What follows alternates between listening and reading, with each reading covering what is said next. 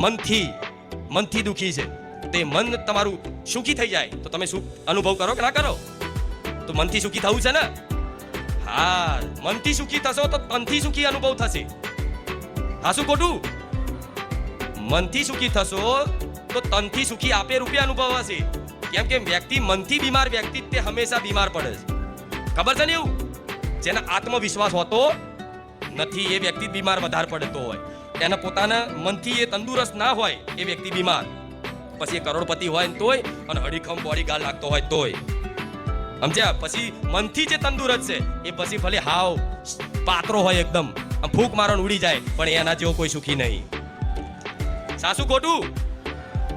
હા, એટલે આ બધી વાતોના જીવનમાં અમલ કરશો, વાતોના જીવનમાં અમલ કરી અને પ્રયાસ કરશો, જીવન પરિવર્તન કરશો તમારા પ્રયાસથી. કૃપા તો મારી રહેશે, પણ હેડવું તો તમારે પડશે ને. માર્ગ હું બતાવીશ, ચાલવું તો તમારે પડશે ને. હા, તો હું માર્ગ તમને બતાવું છું કે આ માર્ગે ચાલો. તો આ માર્ગે હું તમને બતાવું, કઈથી આગળથી આ રસ્તે જાઓ તો આગળ જતા તમારી મંજિલ તમને મળી જશે, મતલબ તમારું સુખ તમને પ્રાપ્ત થઈ જશે.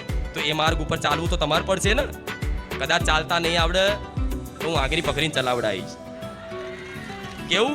ચાલતા નહીં આવડે, પડી જશો તો હું આગળ પકડીને ચલાવીશ, અને આગળ પકડીને ચલાવીશ. વચ્ચે ક્યાંક કદાચ દુઃખ રૂપી, પ્રારબ્ધ રૂપી, કર્મ રૂપી કદાચ કોઈ ઠોકર આવીને ઠોકર અને તમે કદાચ પડી ગયા ને, તોય વિશ્વાસ રાખજો, હું તેડીને તમને આગળ લઈ જઈશ તમારા મંજિલ.